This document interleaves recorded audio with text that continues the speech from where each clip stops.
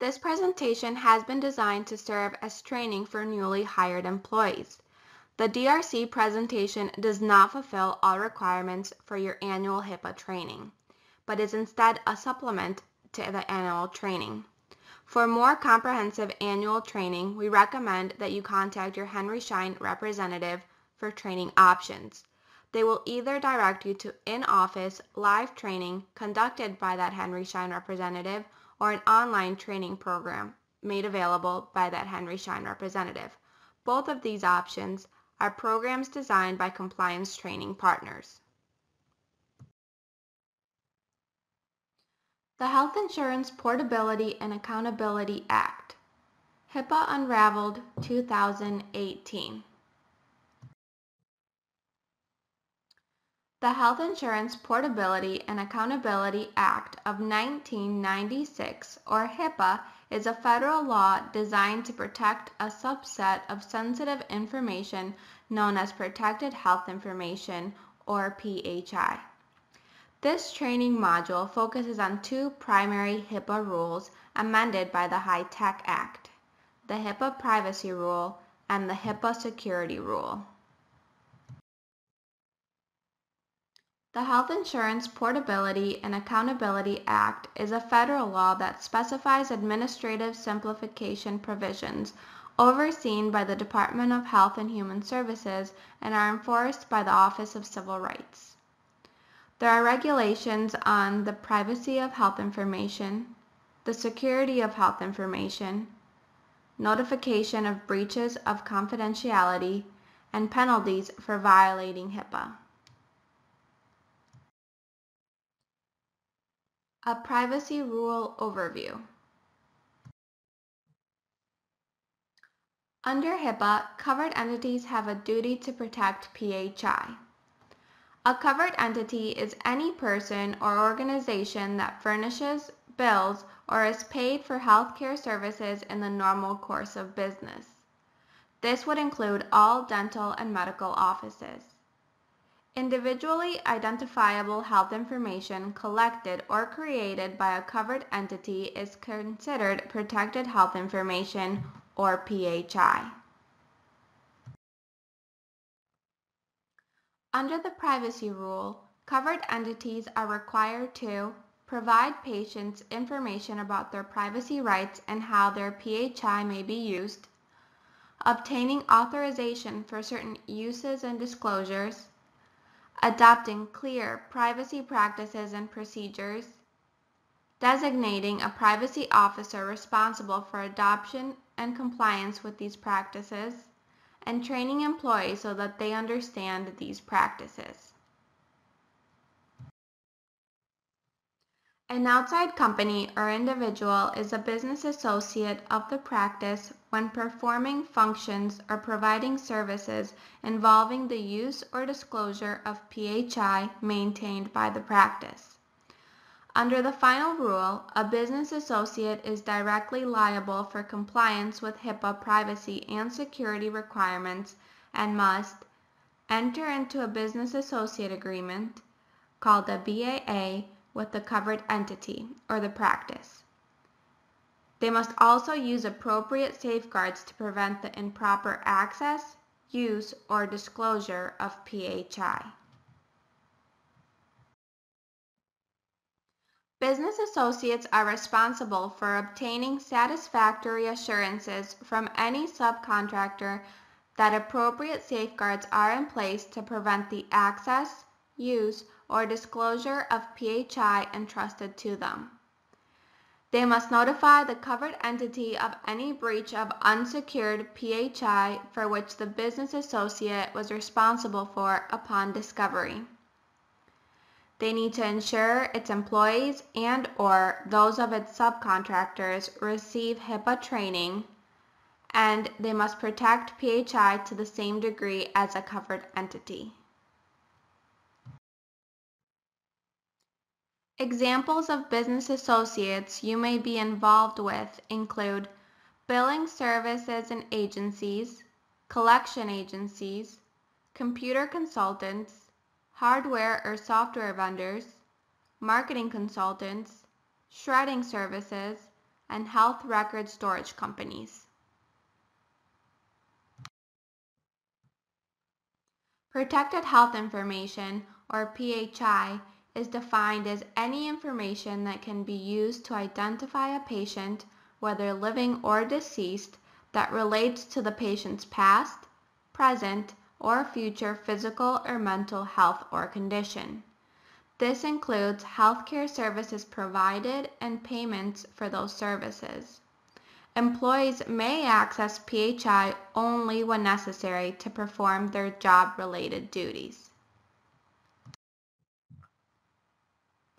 The HIPAA privacy rule sets policies to protect all individually identifiable health information that is held by a covered entity. This includes any information that can be used to identify, contact, or locate a person, or can be used with other sources to identify an individual. The following are considered identifiers under HIPAA. Anything from a patient's name to their social security number, telephone number, email address, account numbers, healthcare record numbers, or any other unique number or code is considered an identifier. Protected health information may be used for providing medical treatment, processing healthcare payments, conducting healthcare business operations, for public health purposes as required by law, and when the patient has given written authorization. Authorization allows the use and disclosure of PHI for purposes other than treatment, payment, or healthcare operations. As covered entities, one must obtain an authorization to make uses and disclosures not otherwise permitted or required under that privacy rule. An authorization must be written in specific terms and may allow use and disclosure of PHI by the covered entity seeking the authorization. Covered entities are required to obtain a patient's written authorization prior to using or disclosing PHI in the following situations: anything that is not for treatment, payment, or business operations, psychotherapy notes, research requests, marketing, and fundraising. In order to comply with the minimum necessary standard, we need to see if the request is a permitted use or disclosure. We need to ask if the patient or representative authorized the request in writing, and if there are any restrictions on release of information. There must also be reviews of your facility's written policies on disclosure of PHI, and you must adhere to releasing only that which is specific in the request. Minimum necessary standard applies to all requests for release of information. No facility is perfect, and an incidental disclosure may occur. An incidental disclosure that occurs as a byproduct of an otherwise permitted use or disclosure is allowed if it cannot be reasonably prevented, if it is limited in nature, and to the extent that reasonable safeguards exist. Examples of incidental disclosure include a patient accidentally seeing a daily schedule for the office, and a patient overhearing a conversation between the doctor and a patient in the room next door. Unlike incidental disclosures, unauthorized access are not allowed. It is never acceptable for an employee to look at PHI just out of curiosity, even if no harm is intended.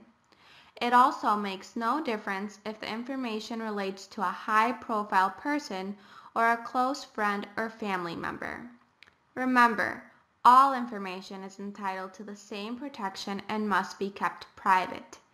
These rules apply to all employees. Reality check. A court ordered Walgreens to pay $1.44 million to a customer whose PHI was impermissibly accessed and disclosed by a pharmacy employee. The employee suspected her husband's ex-girlfriend gave him an STD, looked up the ex-girlfriend's medical records to confirm her suspicion, and shared the information with her husband. He then texted his ex-girlfriend and informed her that he knew about her STD. Multiple state courts have ruled that HIPAA establishes a standard of care to which healthcare provider offices need to adhere, and liability for negligence may arise when that standard of care is breached. HIPAA protects PHI by outlining the need for administrative, physical, and technical safeguards. It also safeguards PHI from any intentional or unintentional use or disclosure. Safeguarding PHI. Individuals consider health information their most confidential information, and we must protect it accordingly. Do not access PHI that you do not need. Do not discuss PHI with individuals who do not need to know. And do not provide PHI to anyone not authorized to receive it. Misusing PHI can result in discipline, legal penalties, and loss of trust. When you are using PHI, think about where you are, who might overhear, or who might see. When safeguarding protected health information, avoid discussing PHI in front of others who do not need to know, leaving records accessible to patients or others who do not need to see them, positioning monitors where others can view them, and using printers located in public or unsecured areas. Do not engage in risky practices with computers used to access PHI. This includes not surfing the internet, opening attachments to emails unless from a trusted source, and installing applications unless approved by your privacy and security officer. The following are tasks that aid in safeguarding PHI. Do not unnecessarily print or copy PHI. If you are going to fax PHI, use a fax cover page. Do not send PHI in email unless it is encrypted. Properly dispose of PHI when it is no longer needed, and report unusual activity to your supervisor immediately. This could mean you observing questionable practices, finding PHI in inappropriate areas, you suspecting unauthorized use of your user ID or password, and hearing a patient complain about a privacy issue. Every facility is required to have a privacy officer. They are responsible to develop and implement policies and procedures. They are designated to receive and address complaints regarding privacy and provide additional information as requested about matters covered by the Notice of Privacy Practices. The designation of a privacy officer must be documented. A provider must make available their Notice of Privacy Practices for each patient during their first visit. The Notice of Privacy Practices includes a description of how the practice may use and disclose PHI, a description of the rights the individual has to control his or her health information, and the Notice of Privacy Practices must be linked to the office or practice's website. HIPAA requires documentation of a good faith effort to obtain written acknowledgement of the Notice of Privacy Practices. If a patient refuses to sign, the reasons why should be documented in writing. Patients have a right to receive a copy of the Notice of Patient Privacy Practices, to request restrictions in confidential communications of their PHI, and the practice must agree to restrict disclosures to the patient's health plan for a service if the patient has paid fully out of pocket that service. Patients also have a right to inspect and/or receive an electronic copy of their healthcare records, to request corrections of their healthcare records, to obtain an accounting of disclosures or a list showing when and with whom their information has been shared, to file a complaint with a healthcare provider or insurer and the U.S. government if the patient believes his or her rights have been denied or that PHI is not being protected, and to receive notice of a breach of their unsecured PHI. Breaches are a consequence of not complying with the privacy rule. A breach occurs upon acquisition, access, use, or disclosure of PHI in a manner not permitted by the privacy rule. We have found the following to be the most common violations of the privacy rule: incidental disclosure of individually identifiable health information, lack of adequate safeguards, not providing a copy of records to patients, disclosure of more than necessary information, and failure to give notice of privacy practices. There are 3 exceptions within the breach rule. Remember that a breach occurs upon acquisition, access, use, or disclosure of PHI in a manner not permitted by the privacy rule. These 3 exceptions are unintentional access or use by employees or someone acting within authority, inadvertent disclosure within the organization by or between authorized individuals, and disclosure made to unauthorized persons, but he or she would not have retained or copied the PHI.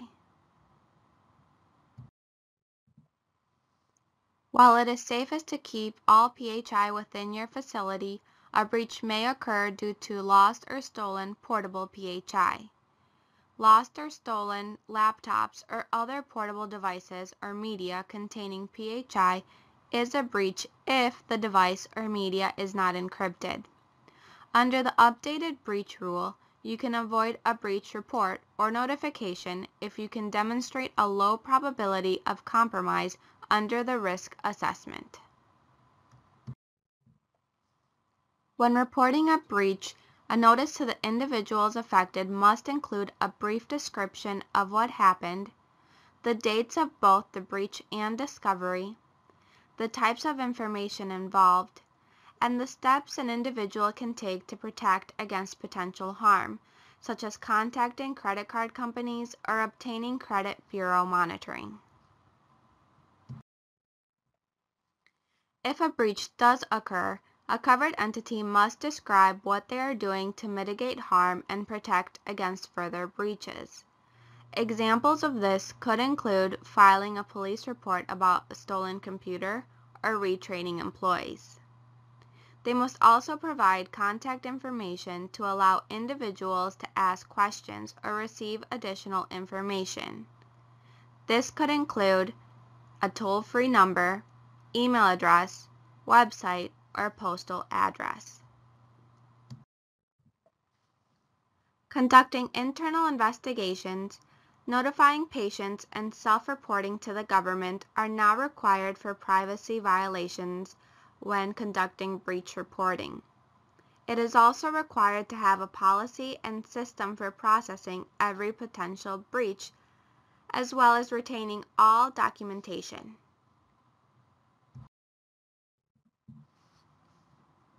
Notice to patients of a breach must be by first-class mail. You may notify a patient by email only if you have prior permission. If you have a patient's bad mail address, you must make substitute notice. Substitute notice shall be made by email, telephone, or similar contact method for 9 or fewer individuals.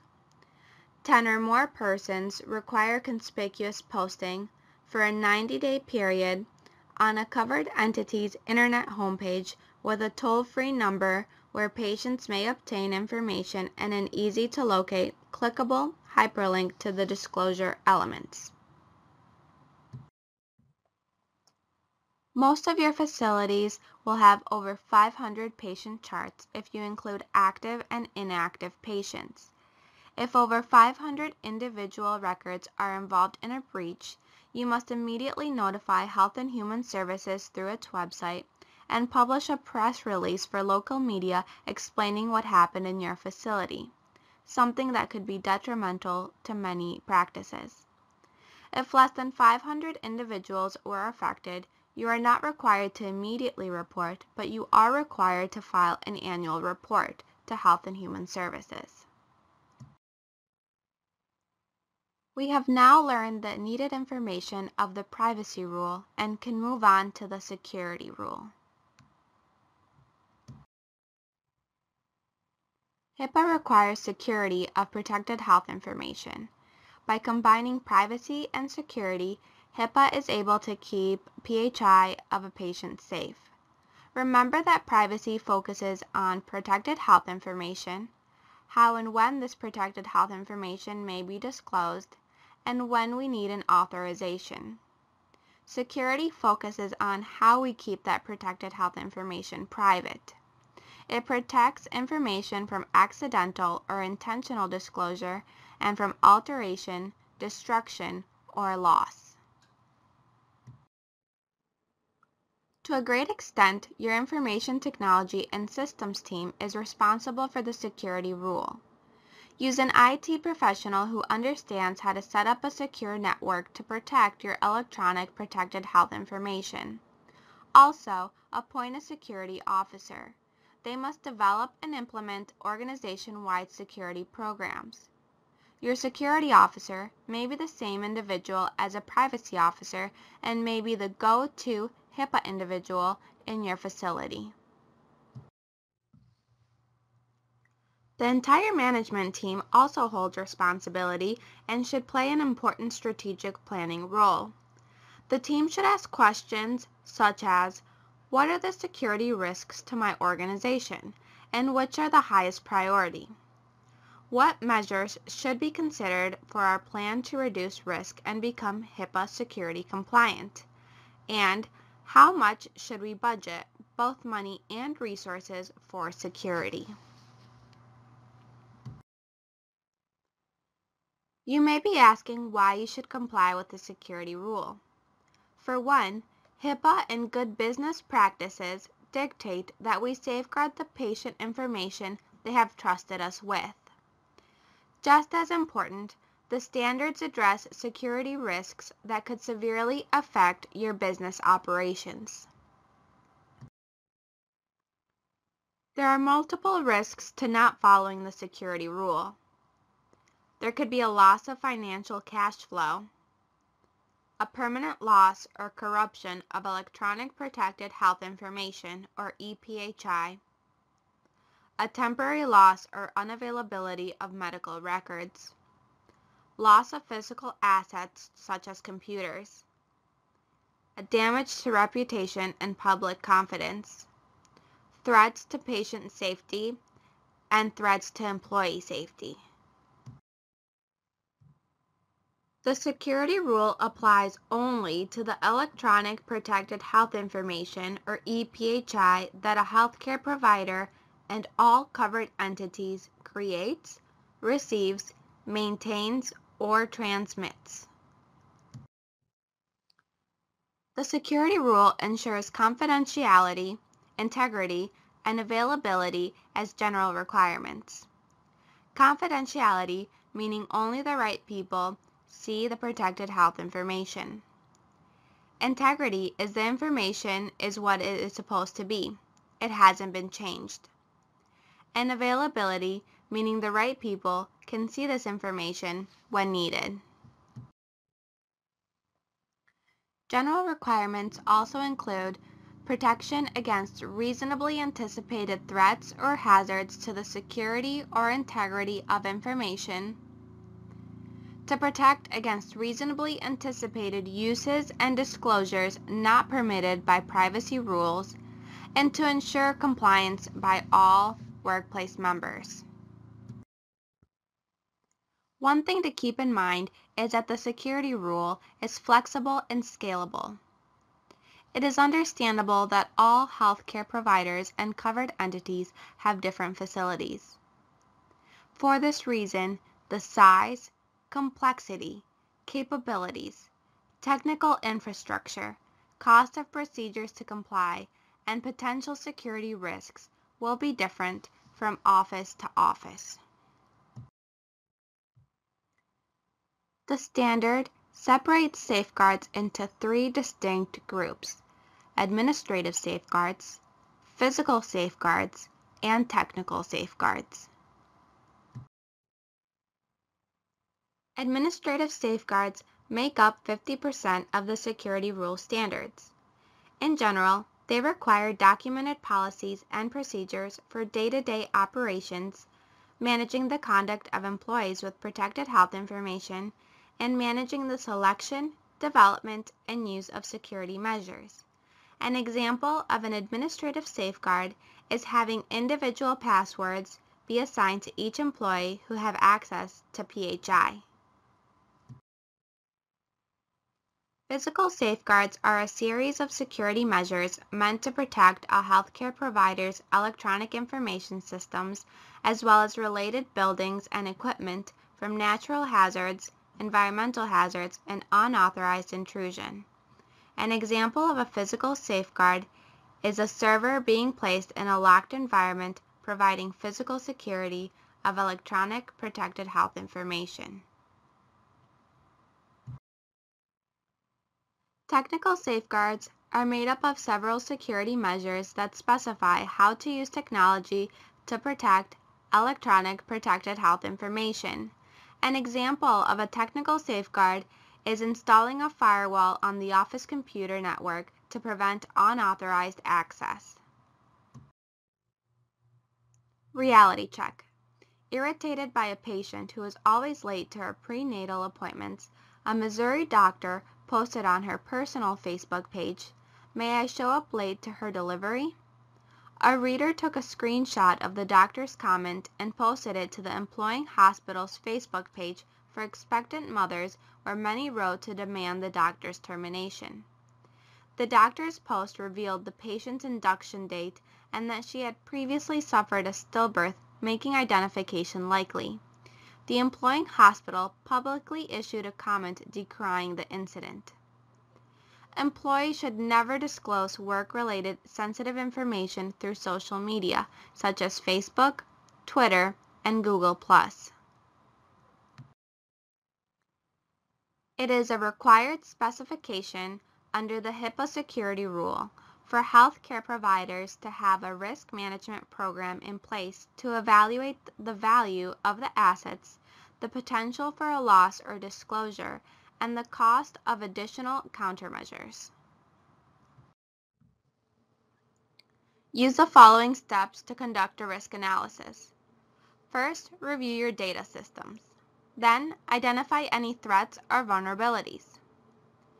Evaluate your security controls and assess the likelihood of a breach. Then consider the impacts of that breach, and then determine the risks of a breach. What can you do as an individual to keep your facility HIPAA compliant? Practice safe browsing habits. Safeguard sensitive information. Look for signs of security when providing sensitive information, such as having web addresses start with HTTPS or having a padlock icon displayed in the status bar. Keep browser updated and use security settings. Stay current with browser updates and application updates such as Adobe Flash and Acrobat. Enable browsing security settings to alert you to threats to your computer like pop-ups, spyware, and malicious cookies, and use security software. Remember, you do not have to be a computer expert. Talk to your IT support personnel to find out which software best fits your need. There are a number of free and easily available software products to protect your computer from malware, spyware, and virus threats. If you are looking to download or stream any content on your computer, don't do it if you have any doubts. If a download looks too good to be true, it might be malware. Downloaded files like software or other media can contain hidden malware. Streaming media websites might seem harmless, but watching or listening to streaming media may require downloading a special media player that may contain malware. Viruses, worms, spyware, and spam are examples of malicious software, sometimes known as malware. In order to prevent this, utilize antivirus and anti-spyware software and update it regularly with patches. Safe internet browsing habits can also reduce the likelihood of an infection. Do not open email or click on embedded links from an unknown or untrusted site. If the computer or mobile device you are using stores work-related sensitive information, personal use of the web is not recommended. In order to maintain safe computing and email usage, it is required that written approval be granted by a supervisor before storing PHI on mobile devices. Encryption is required when employees send or receive protected health information. If you are traveling, working from home, or using a mobile device, employees whose work involves the transmission of electronic protected health information must encrypt the data and also have a secure VPN connection. If there is a need to use mobile devices, remember to never leave mobile computing devices unattended in unsecured areas. Immediately report the loss or theft of any mobile computing device to your supervisor. And also remember, for any mobile device, encryption is the best defense. Password control is crucial within the security rule. Many security breaches come from within an organization, and many of these occur because of bad password habits. Use strong passwords where possible. This means at least 8 characters containing a combination of letters, numbers, and special characters. Change your password frequently to prevent hackers from using automated tools to guess your password. This means every 40 to about 90 days. Also, never share your password with anyone. Electronic audit records track information based on activity associated with user IDs. Updating your computer is important. Run Windows Update or the update feature of the particular operating system that you are using. Don't forget to also update your applications, for example, QuickTime, Real Player, and your preferred web browser. Also, keep virus definitions current by using antivirus softwares. Do not let your antivirus subscriptions expire. Reality check. A University of Rochester Medical Center physician misplaced an unencrypted USB drive containing protected health information of 537 patients, including demographic identifiers as well as diagnostic information. Because of this negligence, the medical center had to notify all of the individuals affected by this breach, the Attorney General, Health and Human Services, and report the incident to prominent media outlets. You are able to secure PHI by using electronic data only in a firewall environment. Remember, your IT professional who has experience either with dental and HIPAA or medical and HIPAA can be there to help you. Do not download to a non-protected environment, whether it's a laptop or flash drive.